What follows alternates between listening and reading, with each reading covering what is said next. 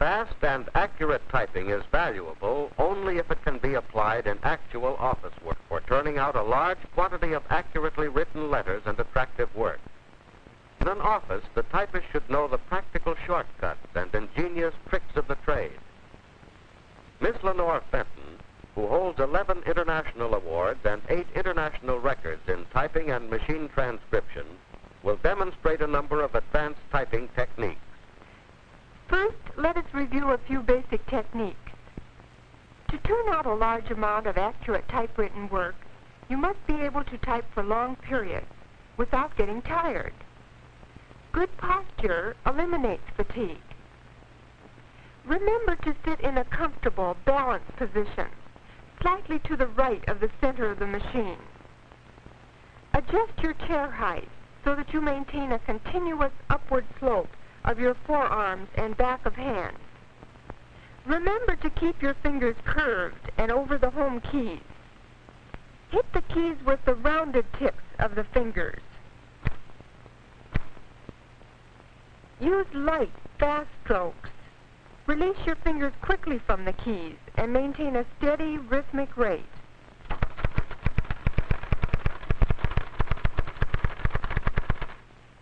Use just the amount of energy required to make your typing of uniform blackness with clear carbon copies. On the electromatic typewriter, the motor speed automatically makes all impressions of uniform blackness, regardless of how hard you hit the keys. Therefore, learn to strike the keys with the minimum necessary energy.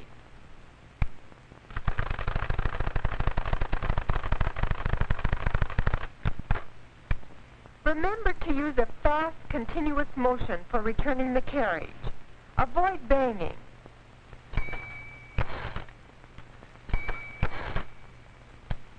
On the electromatic and Burroughs machines, return the carriage without moving your hand out of position over the guide keys. Never type on a bare platen. When typing only one copy or one original copy and one carbon, use a backing sheet, sometimes called a tympan sheet.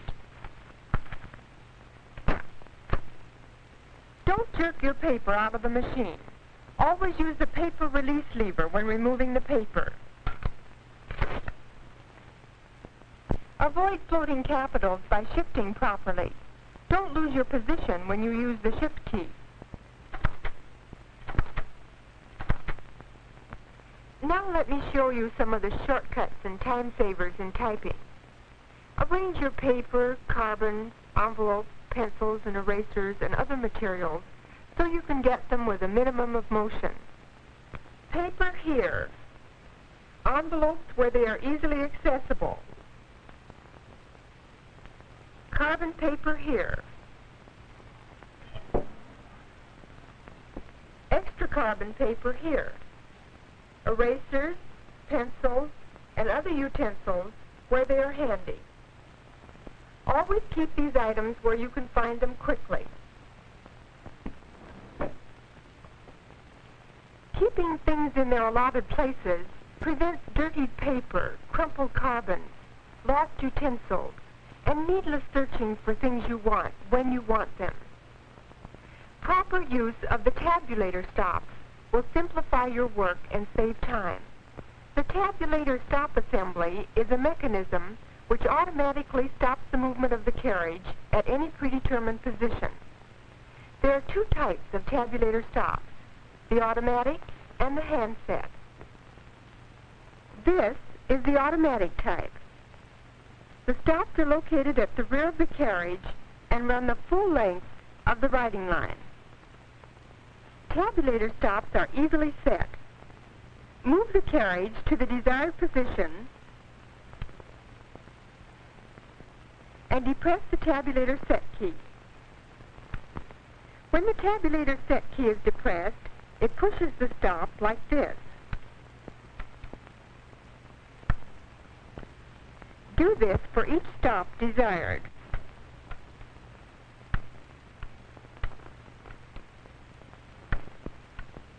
The carriage will now halt at each point where the stop has been set. Just depress the tabulator key and hold it down until the carriage comes to a stop. Press it down again and the carriage moves to the next stop, and so on.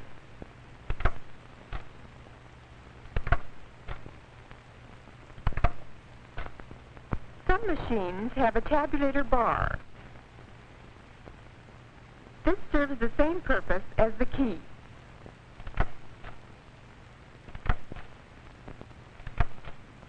Use the tabulator stops for writing the date on a letter.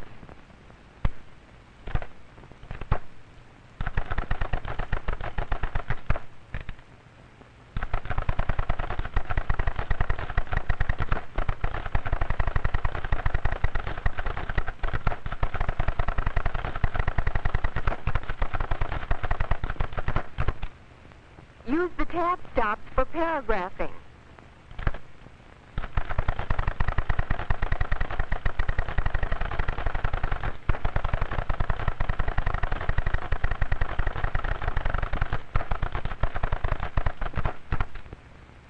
Also use the tabulator stops for writing columns of numbers.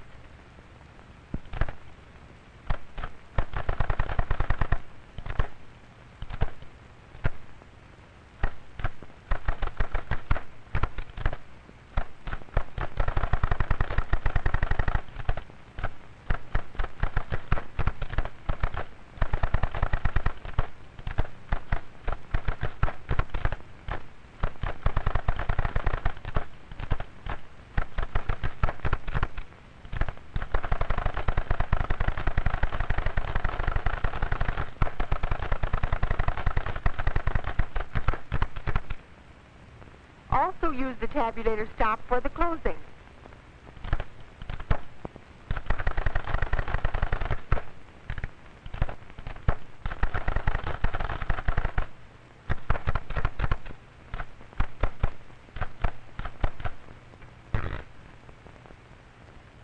To clear any particular tabulator stop, move the carriage to the stop and press the tabulator clear key.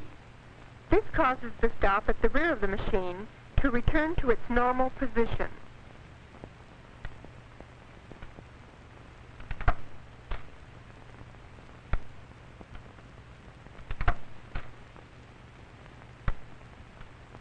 To clear all tabulator stops, move the carriage to the extreme left. Then hold down the tabulator clear key while you move the carriage the full length of the carriage rail. The tabs are now cleared. This applies to the Royal, Underwood, Remington, and Electromatic. On the wood stock, the stops are cleared by using this lever.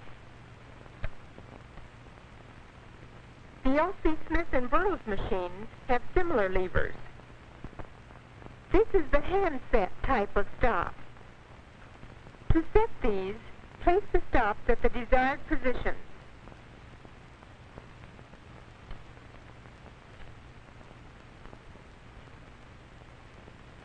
Then move the unused stops to the end of the rack.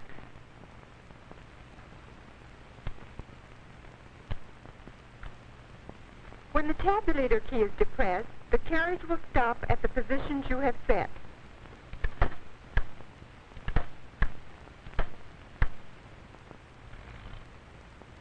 To clear any stop, remove it by hand and place it at the end of the rack.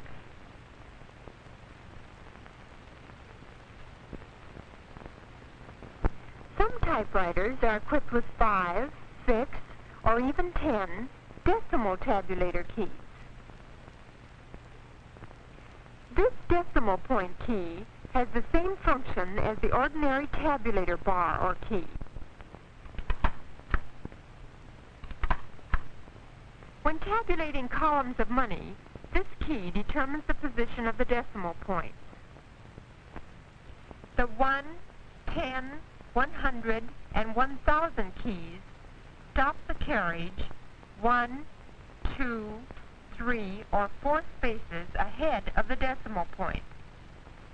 This enables you to type quickly various amounts of money in a column without backspacing. It also keeps the decimal points properly lined up. For example, to type 25 cents, depress the decimal point key and type the decimal and the number. To type $2.50, depress the 1 key and type the amount. For $27, depress the 10 key. For $325, depress the 100 key.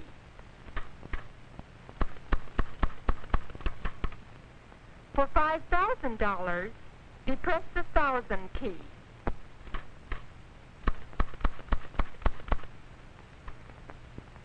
Always have a few tabulator stops set in your tabulator rack, even though you are not using them. It prevents this from happening, which is hard on your machine. If you do have a few tabs set,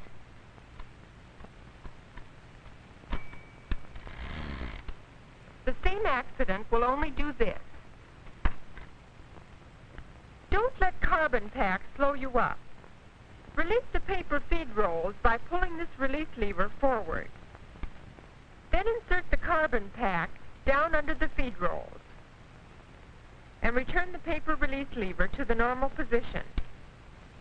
Then turn in your paper.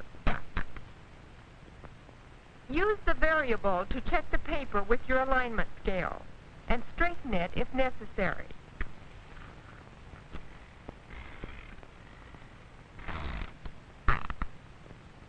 By using carbon paper from which the corners have been clipped and which is slightly longer than the writing sheet,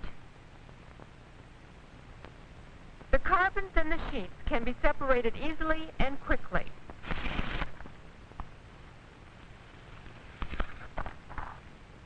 You might find this method easier. Fold a piece of paper and insert it in the machine. Hold your carbon pack loosely and place it inside the fold.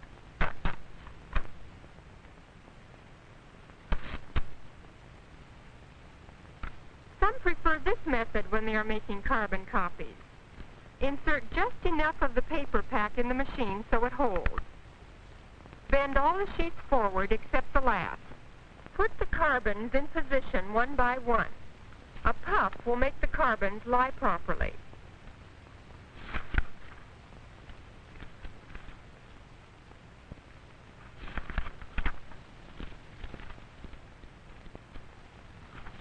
And a light touch will smooth out any wrinkles. This is a good method to use if the carbon paper is the same size as the sheets. It permits the carbon to extend beyond the paper and allows easy separation later. It is important that the paper bail rollers be set in about 1/3 from each end of the paper. If these rolls are improperly set, look what happens.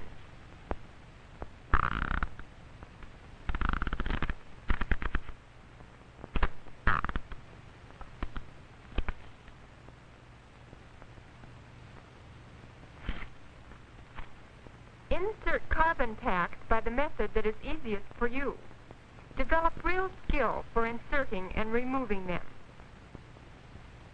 Don't clutch your carbon packs or you may get marks like this.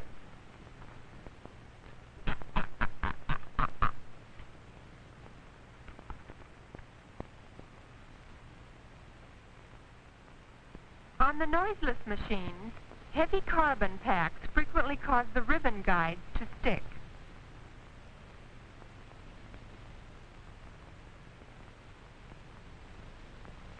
Move the pressure indicator to the right and the trouble disappears.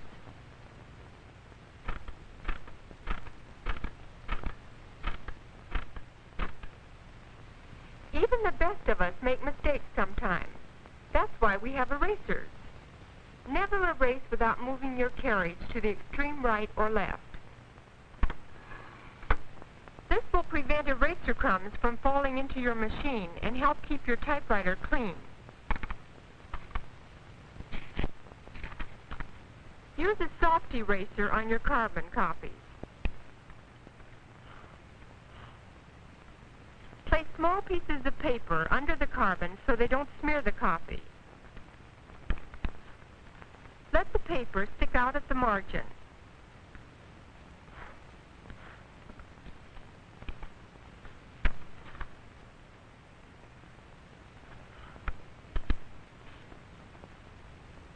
On the original, use an ink eraser and a shield, and rub lightly with a horizontal motion. After erasing, pull out the papers. When typing the correction, don't tap the keys too hard. Tap lightly 2 or 3 times and copy.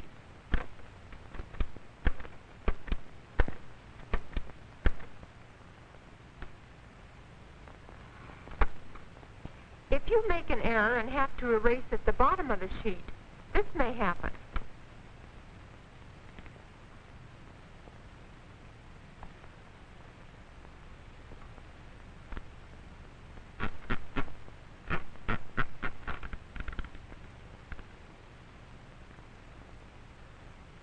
This can be overcome if you roll the paper back and place a bond sheet back of the carbon pack.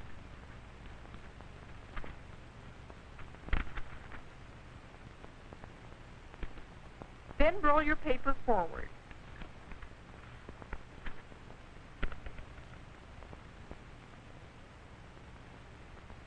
Any erasure can now be made and the paper rolled back to the writing line without danger of the letter slipping. When a word has been omitted, the best rule is to do the work over. But if time won't permit, insert the missing word this way. Underscore the last letter before the missing word and strike a diagonal in the space of omission. Then type the omitted word above.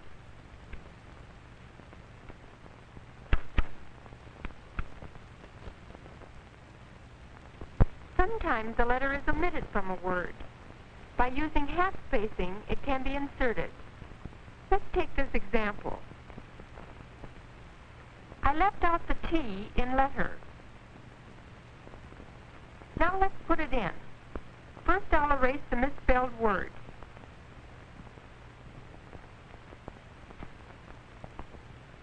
Then position the carriage so that the last letter of the preceding word is at the exact printing point. Then press down the space bar and hold it down. Strike the first letter of the word. Release the space bar, depress it again, and hold it down while striking the second letter. Continue until all the letters have been struck.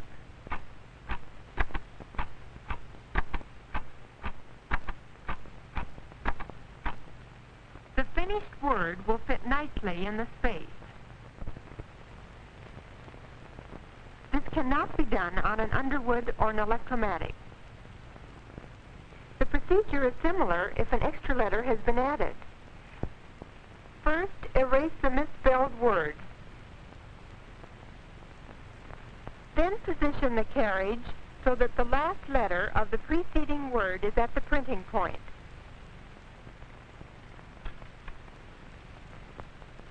Space 2 full spaces. Then depress and hold down the space bar while you strike the first letter of the word. Repeating for all the letters in the word.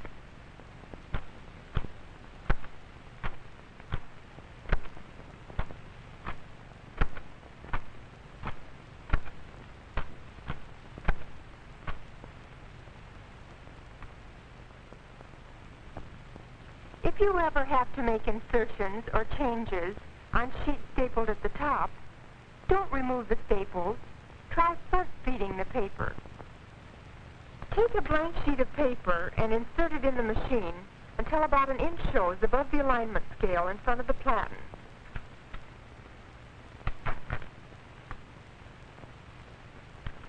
Then place the bottom of the stapled page to be changed between this sheet and the platen.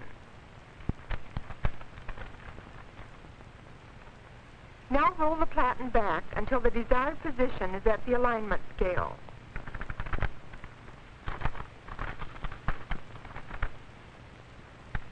And make the insertion or change.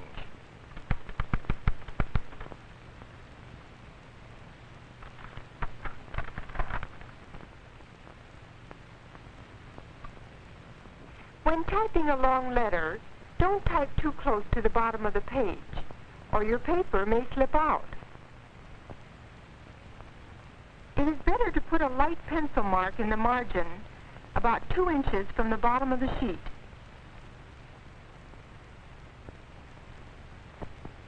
When this shows above the alignment scale, it's time to think about the second sheet. You may have had trouble when typing cards. To prevent this trouble, typewriters have some form of card holders. On the underwood, the card holders are raised in this manner.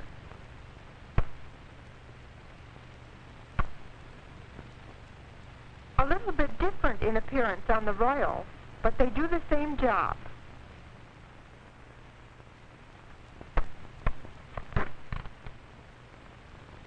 Notice what happens when I try to type on a card without using the card holders.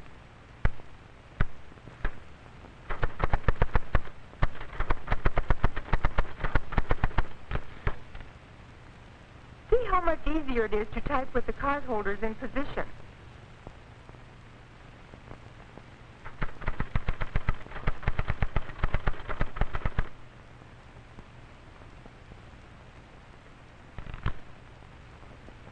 When typing carbon copies, if you don't lower the holders, the copies will be marked.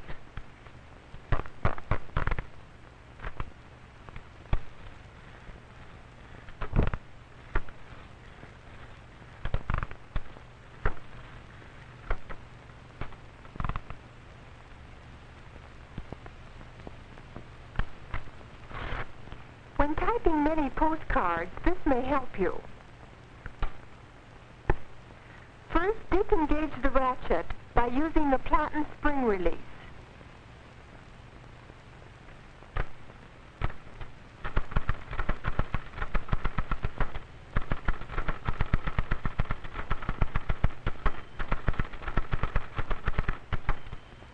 After writing the address, give the platen a quick twist, and the card will strike the paper table and drop behind the platen. Another twist of the platen, and the card is in position for the message to be written.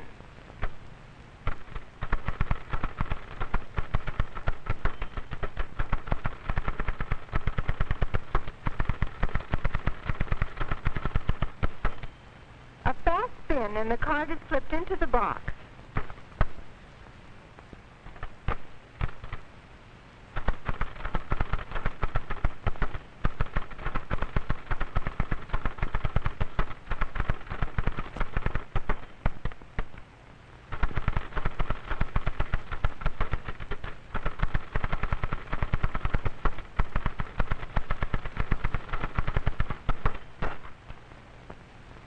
There are 3 time-saving methods for addressing envelopes.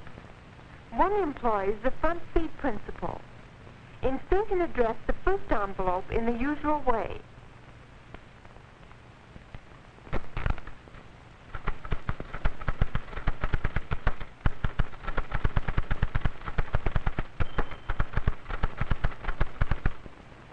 Then turn this envelope down through the machine with the right hand.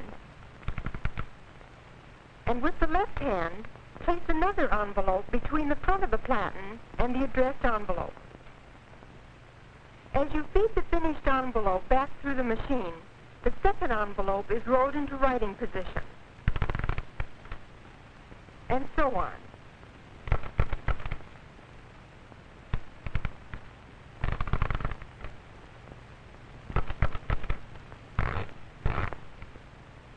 Another method for envelope handling is chain feeding. Here the first envelope is fed partway into the machine, and a second envelope is placed between the platen and the first envelope. Turn the first envelope to the writing line.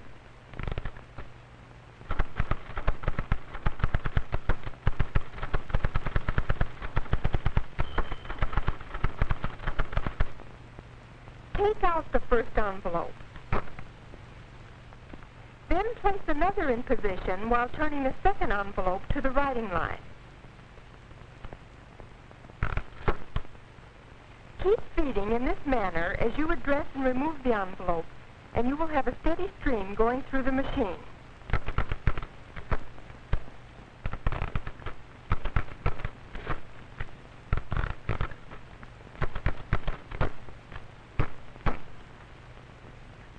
The third method makes use of the paper bail. Insert and address the first envelope in the usual way.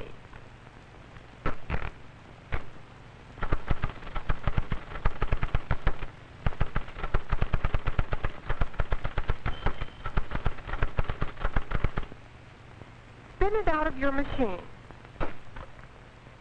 Then place the second envelope in position and repeat the operation.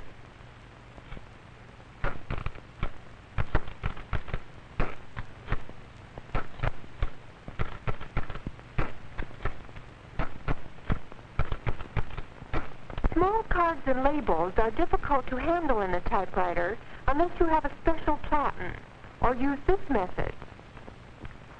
Fold a piece of paper so that a pocket is formed.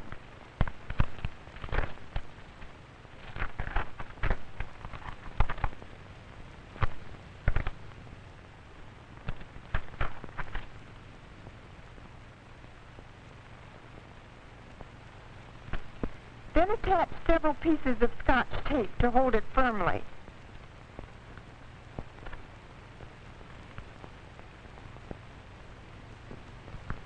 Feed it through the machine.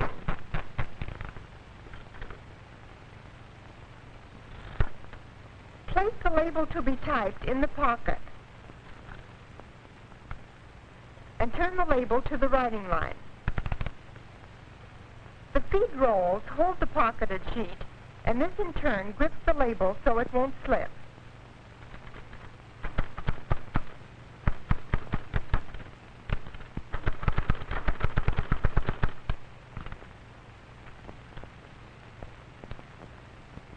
A mark will serve as a guide and help to space uniformly on several labels.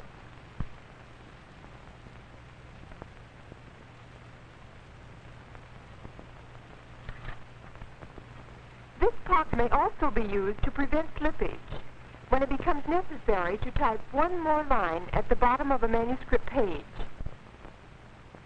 Roll the sheets back through the machine. Place the pocketed sheet so as to bind the bottoms of the pages.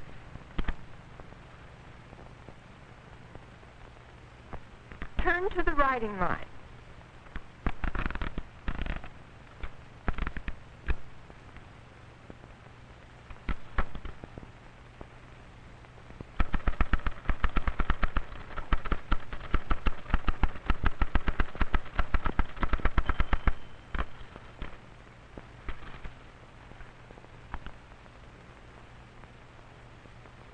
When using long carbons, a deeper pocket will have to be used.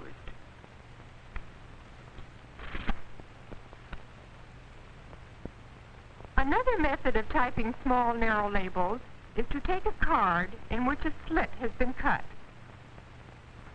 At the end of the cut, there are two small notches. This forms a pocket which will hold the label. The card with the label inserted can then be fed through the machine in the usual manner.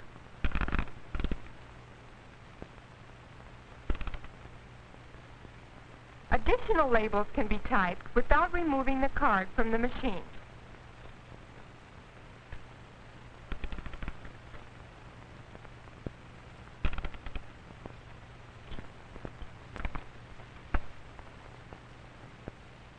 Sometimes you'll be in the middle of a long letter when you get a priority dispatch, telegram, or short memo to type. Don't remove your letter. Handle it this way. Roll back the letter until about 2 inches show at the top. Insert the short blanks from the back, one in front of the first sheet and one in front of each carbon sheet in use.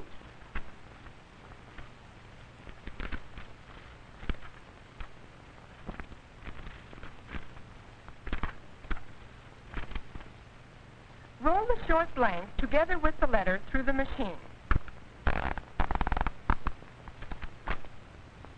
Write the short message.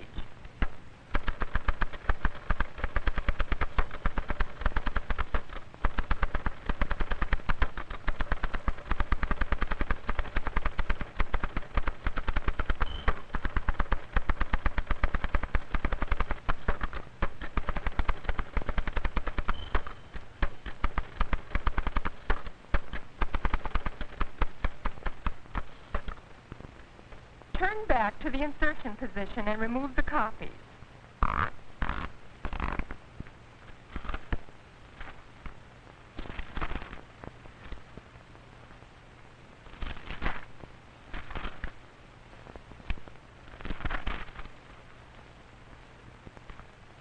Then you can proceed with your letter.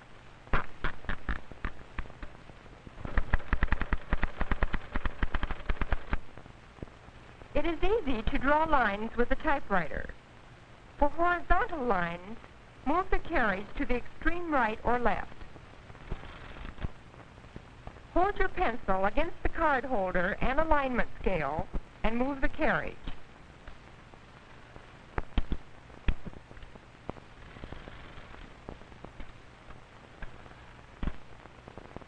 For vertical lines, place the carriage at the desired position. Hold the pencil against the card holder and alignment scale and turn the platen.